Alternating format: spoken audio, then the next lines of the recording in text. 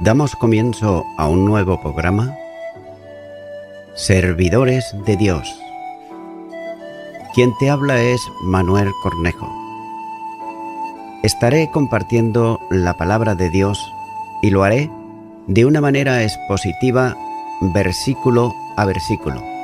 Y en esta ocasión será en el Evangelio de Juan, capítulo 9 y versículo 29, donde dice: Nosotros sabemos que Dios ha hablado a Moisés, pero respecto a ese, no sabemos de dónde sea. Nótese que los orgullosos que afirman ser discípulos de Moisés sabían que Dios le había hablado.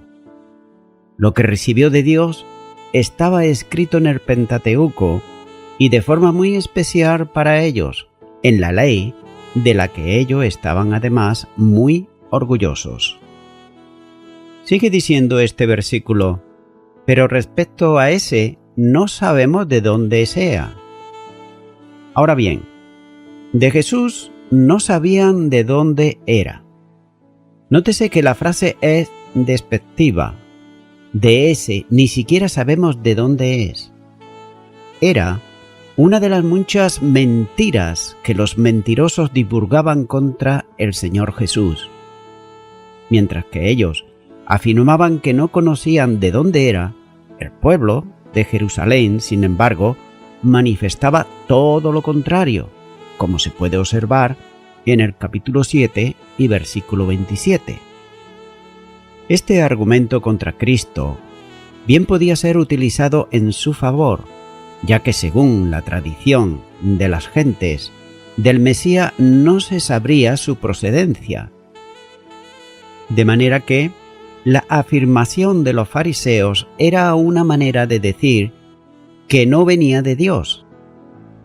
Ellos no estaban tratando de ocultar el lugar natural de donde procedía, pero estaban negando de dónde tenía poder para hacer lo que estaba haciendo. Tampoco debe de olvidarse que los judíos le acusaban de hacer milagros en el poder de Satanás y lo consideraban además como un aliado de él. Aquellos desconocían el origen del poder de Jesús porque estaban resueltos a no creer en lo que verdaderamente era. Continúo ahora con el versículo 30. Donde dice: Respondió el hombre y les dijo: Pues esto es lo maravilloso, que vosotros no sepáis de dónde sea, y a mí me abrió los ojos. No guardaba silencio el hombre en presencia de los fariseos. Nótese que el que había sido ciego no guardaba ahora silencio en presencia de los fariseos, ya que su espíritu se ha colmado de enfado en contra de la posición abiertamente injusta y además ofensiva del grupo que se consideraba conocedores de la palabra. Es posible que todo hubiera quedado como estaba si hubiese guardado silencio, ya que los enemigos de Jesús habrían cesado en sus ofensas y se hubiesen retirado como en otras ocasiones ocurrió. Pero nótese que el ciego que había sido sanado comienza a sentir una profunda gratitud hacia su sanador. Por tanto, no guarda silencio, sino que replica a lo que los judíos le decían. Continúa diciendo este versículo: Pues esto es lo maravilloso, que vosotros no sepáis de dónde sea, y a mí me abrió los ojos. Lo asombroso para él no es que aquellos no supieran de dónde era, sino que ignoraban voluntariamente el milagro de haber dado vista a un ciego. Es como si dijese: vosotros afirmáis no saber de dónde viene, y a mí, sin embargo, me abrió los ojos. Los judíos podían negar cuanto quisieran de Jesús, podían ofenderle, podían insultar al ciego, pero no podían evitar el hecho portentoso que Jesús había realizado. Téngase en cuenta que el lenguaje del ciego es irónico. Ante él estaban los expertos en las Escrituras, los que además decían conocer el significado de lo que Dios había dicho en ellas, pero eran incapaces de discernir algo tan sencillo como la procedencia del hombre que le había abierto los ojos. Esta era una de las señales mesiánicas dada en la profecía. El hombre no podía dejar de hablar de lo que había recibido de Jesús, el milagro que los fariseos negaban, pero que era evidente absolutamente para todos. Continúa ahora con el versículo 31, donde dice: «Y sabemos que Dios no oye a los pecadores, pero si alguno es temeroso de Dios y hace su voluntad, a ese oye». El segundo gran argumento a favor de Jesús coloca a los fariseos en un nuevo aprieto, porque antes dijeron que no podía proceder de Dios y por tanto no era posible el poder divino en aquel que quebrantaba el precepto de guardar el sábado, como dice el versículo 16 de este capítulo. El hombre dice que sabemos, esto es, sabía él y sabían todos conforme a la enseñanza tradicional que Dios no oye a los pecadores. Por consiguiente, ningún pecador podía hacer una obra de poder divino porque no sería atendido por su condición de pecador.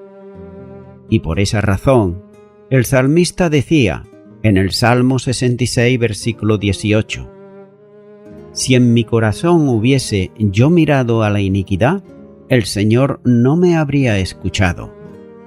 También debe de entenderse que Dios oye la oración del pecador arrepentido, que se vuelve a Él, pero lo que no oye es la de los hipócritas, que se niegan a admitir su palabra y se oponen además a su voluntad.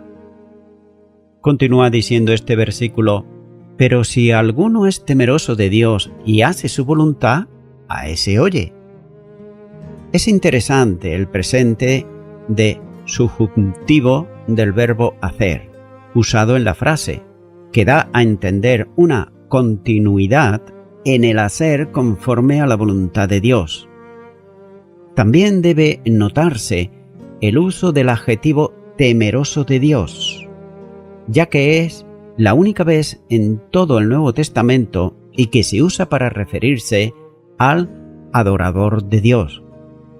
El sanado también sabía que la Escritura enseña la respuesta de Dios a la oración del justo, como dice Proverbios capítulo 15, versículo 29.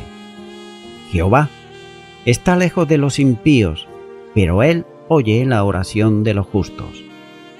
Por consiguiente, el argumento se vuelve en contra de los acusadores, ya que si Jesús hizo un milagro como aquel, no podía sino ser justo y no pecador como aquellos pretendían. Continúa ahora con el versículo 32, donde dice: «Desde el principio no se ha oído decir que alguno abriese los ojos a uno que nació ciego». Apoyando el argumento anterior, les hace notar que nunca se oyó que alguien hubiese abierto los ojos a un ciego de nacimiento. Punto. Es interesante notar que esto está siendo remarcado porque había sido su propia situación. Por tanto, la deducción es natural y lógica. Jesús no hubiera podido hacer aquel milagro que no tenía precedente en los tiempos pasados si no fuese de Dios. Nótese que se aprecia un sigolismo en la argumentación del hombre, con dos premisas, como corresponde. La premisa mayor, sobre el hecho piadoso que adorar a Dios y hacer su voluntad es oído por él. Y la premisa menor, si Jesús ha hecho aquel milagro, es que fue oído por Dios. Conclusión, luego es de Dios y no puede ser un pecador. Continúa ahora con el versículo 33, donde dice: si éste no viniera de Dios, nada podría hacer. La argumentación del que había sido ciego fue contundente. Los fariseos estaban derrotados en sus propias palabras. Había dicho que sólo oía Dios a los que eran de Él, esto es, los que vivían conforme a su voluntad. Por tanto, Jesús, que había hecho un milagro que sólo Dios podía hacer, tenía necesariamente que ser de Él. La construcción de esta conclusión es definitiva, con el pronombre indefinido nada. Es decir, no podría ser nada como lo que había hecho. Aquellos admiraban a Moisés y despreciaban a Jesús, pero Moisés no hizo absolutamente ningún prodigio semejante al que Jesús había hecho. También los fariseos ignoraban voluntariamente quién era y de dónde venía, pero el milagro hecho, que no podía rebatir, demostraba ambas cosas. A medida que avanzó en la respuesta, el que había sido ciego ya no dudaba de quién era, como así lo muestra el versículo 25 de este capítulo, sino que afirmaba resueltamente que no era un pecador como pretendían los fariseos. Continúa ahora con el versículo 34, donde dice: respondieron y le dijeron: tú naciste de todo en pecado, y nos enseña a nosotros, y le expulsaron. El diálogo se interrumpe violentamente. Como era natural, en semejantes circunstancias, ya que habían sido puestos en evidencia los fariseos, solo reaccionaban profiriendo los más graves insultos. La gracia no formaba parte de su vida, ni de su credo tampoco, ya que les había ofendido. Había reconocido que Jesús era enviado de Dios. Aquello superaba todo cuanto los perversos religiosos que formaban aquel grupo podían ellos soportar. Continúa diciendo este versículo: tú naciste del todo en pecado. La ofensa que profieren contra él no le alcanzaba a él solo, sino también a sus padres, ya que afirmaban que aquel hombre había sido concedido y alumbrado no en pecado, es decir, en singular, sino en pecados, plural. Era para ellos un depravado absoluto. Quienes hacían tal afirmación eran los capacitados para juzgar en asuntos religiosos. Aquella era la sentencia propia de su perversidad. Jesús había dicho a sus discípulos que ni él ni sus padres habían pecado para nacer ciego, pero los fariseos afirmaban todo lo contrario. Posiblemente para los fariseos la ceguera había sido consecuente del pecado en que fue concedido el ciego. Continúa diciendo este versículo: ¿y nos enseñas a nosotros? Si aquello era grave, se hacía insoportable. Para ellos que un ciego mendigo, pecador conforme a su pensamiento, un miserable en la sociedad, se atreviese a enseñarle a ellos. Los grandes maestros, profundos conocedores de las Escrituras como ellos se consideraban. Nótese que el orgullo no les permitía recibir no la enseñanza del hombre que hablaba con ellos, sino la de las Escrituras y de la evidencia visible que conducían inevitablemente a reconocer que Jesús era el Cristo, es decir, el Mesías. Dice la última parte de este versículo: y le expulsaron. Nótese la reacción final. Es la razón de la fuerza y no la fuerza de la razón. El pobre hombre, que no había hecho más que expresar una convicción personal, le expulsaron. Ahora bien, ¿era la expulsión de la sinagoga? Depende de cuál era la capacidad del grupo de fariseos. Si no tenía una delegación expresa, tenían que representarlo ante el Sanedrín para que se cumpliese lo acordado por ellos. De echar fuera, de otro modo, sacar de la congregación de Israel a quien se atreviese a confesar que Jesús era el Cristo. Nótese que el ciego sanado no lo había hecho expresamente, pero lo había dado a entender. En cualquier caso, aquellos expulsaron de donde estaba al que había dicho todo aquello. Continúo ahora con el versículo 35, donde dice: oyó Jesús que le habían expulsado y hallándole le dijo: ¿crees tú en el Hijo de Dios? Jesús oye el desenlace que se produjo entre el ciego sanado y los fariseos. Las noticias corrían rápidamente entre la gente y llegaron al conocimiento del Señor. Por tanto, supo que había sido expulsado y le buscó hasta hallarle. Al expulsarle, el hombre quedaba separado de lo que se consideraba como el pueblo de Dios. Es el enorme contraste entre quienes expulsan a los seguidores de Jesús y el Hijo del Hombre, que viniendo al ciego busca a todos los perdidos para tener misericordia de ellos.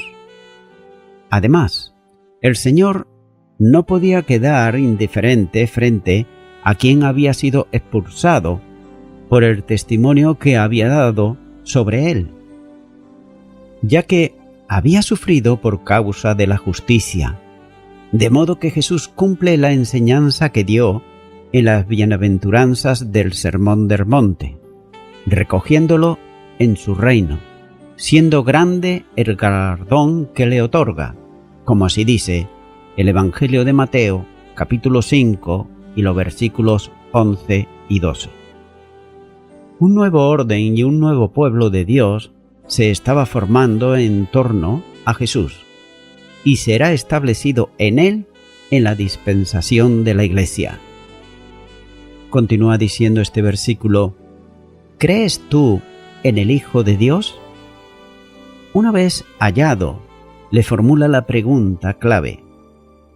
Nótese que no le insta a otra cosa que a la fe. Jesús quiere una confesión directa del que había sido sanado en relación con la fe en él. La fe que salva está vinculada al Salvador, que aquí se presenta como el Hijo del Hombre, o, como se lee en muchos textos griegos, el Hijo de Dios. No tiene gran importancia el cambio en el título, puesto que en ambos casos se refiere especialmente a quien descendió del cielo, enviado del Padre, y que además es Dios. La justificación se produce cuando el pecador cree en Dios. Por tanto, esta es la demanda que Jesús hace a aquel hombre. Jesús había abierto los ojos físicos del hombre, pero ahora trabaja abriendo los ojos espirituales para que, en una mirada de fe, como había enseñado a Nicodemo, refiriéndose a la serpiente de bronce levantada en el desierto, que producía sanidad a quienes la miraban, no con mirada natural, sino con la espiritual, como enseña la Escritura, recibían la vida, como así dice este mismo Evangelio de Juan, capítulo 3, y los versículos 14 y 15. Por tanto, la pregunta de Jesús está establecida sobre el presente volitivo del verbo creer, que equivale a una pregunta. ¿Quieres creer? ¿Estás dispuesto a creer? Es cierto que la voluntad soberana de Dios para salvación condujo a Jesús a buscarle hasta que lo encuentra, pero no es menos cierto que no le obligó al que había sido ciego para que creyese, expresando tanto la soberanía de Dios como la responsabilidad del hombre. Si bien éste no puede hacer nada para su salvación, sino aceptar por la fe al Salvador y su obra. No cabe duda alguna que la iniciativa salvadora parte siempre de Dios. No fue el sanado que buscó a Jesús, sino que fue el Señor que le buscó a él. Los hombres, por su condición pecadora, no tienen intención, ni tampoco interés, ni deseo en Dios. Por esa razón, es el Hijo del Hombre quien viene a buscar y salvar lo que estaba perdido, como dice el Evangelio de Lucas, capítulo 19 y versículo 10. Los judíos le habían expulsado por creer en Jesús como algo más que un hombre, pero ahora Jesús le pregunta si cree en el Hijo del Hombre, que es un título mesiánico, lo que equivale a preguntarle si creía en el Mesías. Era una alternativa absoluta, ya que Jesús le está haciendo notar si él creía, al contrario de los que le habían expulsado, que eran abiertamente incrédulos. Continúa ahora con el versículo 36, donde dice: Respondió él y dijo: ¿Quién es, Señor, para que crea en él? Con mucho respeto, llamándole Señor, responde a la pregunta de Jesús. Debe entenderse que el título Señor no vincula necesariamente con un conocimiento de que Jesús era Dios, sino simplemente con un trato correcto y respetuoso que se daba a quienes se consideraban superiores. ¿Reconoció el hombre por la voz al que hablaba con él como quien le había sanado? Pudiera ser, teniendo en cuenta la agudeza auditiva que los ciegos alcanzan, pero tampoco tiene gran importancia esto, ya que para él, un hombre que le preguntaba si creía en el Hijo del Hombre, a esto responde pidiendo que le indicase quién era. Probablemente entendió con claridad que Hijo de Hombre se refiere al Mesías. Por tanto, estaba dispuesto a creer, solo necesitaba conocer en quién debía de creer. Continúa ahora con el versículo 37, donde dice: Le dijo Jesús: Pues le has visto, y el que habla contigo, él es. Jesús responde a la pregunta de forma precisa, indicando al hombre que él había visto al Hijo del Hombre y que era quien estaba hablando con él. Para un hombre ciego de nacimiento, la respuesta de Jesús tuvo que causarle un gran impacto.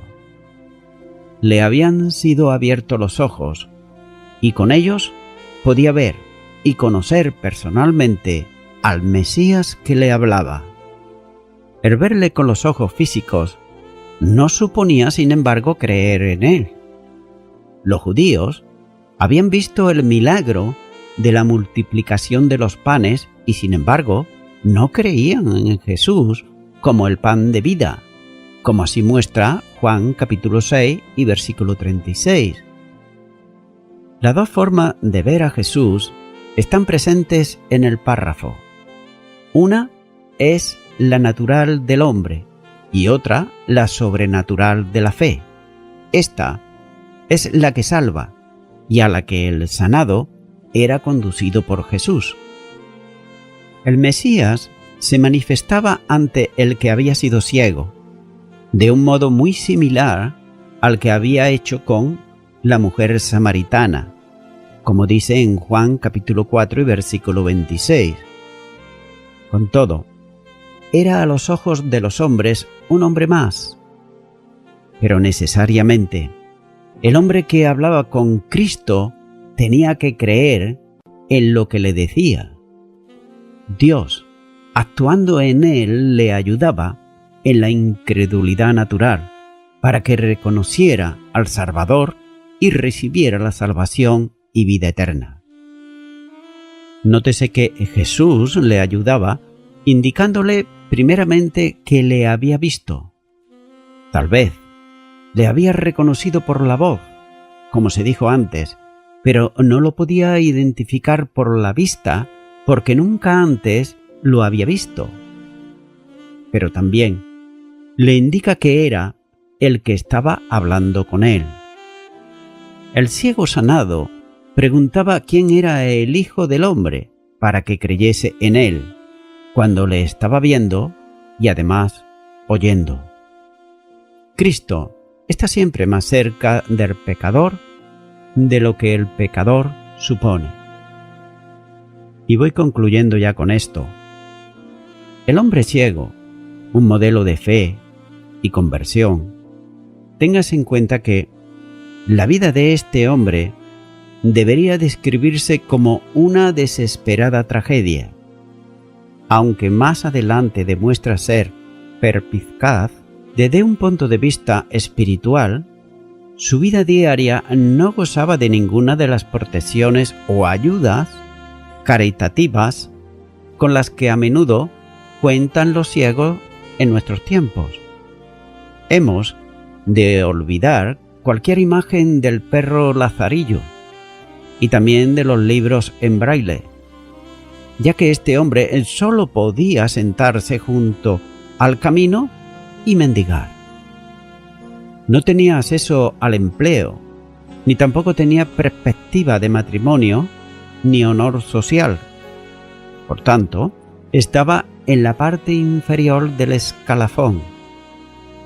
Y su futuro era un futuro sombrío, y él lo sabía muy bien. Era como el paralítico del capítulo 5 de Juan, solo que aún peor. Téngase en cuenta que el mundo de este hombre le había excluido, ya que en aquellos tiempos no había ninguna red social que pudiera atrapar a este tipo de personas. Esta desesperación y oscuridad nos ofrecen una potente imagen, porque Juan describe a los hombres y a las mujeres sin Cristo como personas que están en una crisis no menos desesperada. En Juan capítulo 8 versículo 12 y capítulo 12 versículo 35, Jesús se refiere a aquellos que andan en tinieblas, y este es precisamente el estado que estaba el ciego. Y téngase en cuenta que quienes así andan se mueven con torpeza y además se pierden espiritualmente. Estimado y estimada oyente, ¿me permites que te haga una pregunta? Y es la siguiente. Espiritualmente, ¿cómo andas tú? No lo demás, sino tú personalmente.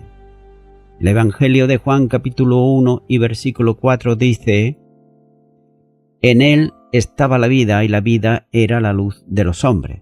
Se está refiriendo a Jesús.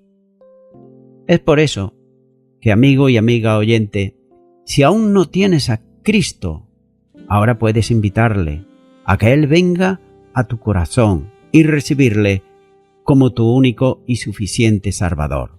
De manera que te animo a que ores conmigo y repitas esta oración de fe. Repite y di: Señor Jesús, confieso que realmente en mi vida he ido dando tropezones de un lado a otro. Pensaba tener la luz propia mía, pero en realidad no veía espiritualmente absolutamente nada. En este momento te recibo en mi corazón como mi único y suficiente Salvador, y te doy gracias en el nombre de Jesús. Amén. Amigo y amiga oyente, si tú has hecho esta oración de corazón, te recomiendo que comiences a orar a Dios, en primer lugar, en el nombre del Señor Jesucristo. Orar a Dios no es rezar, sino que es hablar con una persona. También te recomiendo que leas la palabra de Dios y lo hagas a diario. Comienza, por ejemplo, con el Nuevo Testamento. Y también, por último, te recomiendo que para que puedas crecer espiritualmente, te congregues en una iglesia cristiano-evangélica, donde se predique, se enseñe y se practique la sana doctrina y la palabra de Dios. Congrégate ahí y con el tiempo podrás crecer espiritualmente y también servir al Señor Jesucristo. Que Dios te bendiga.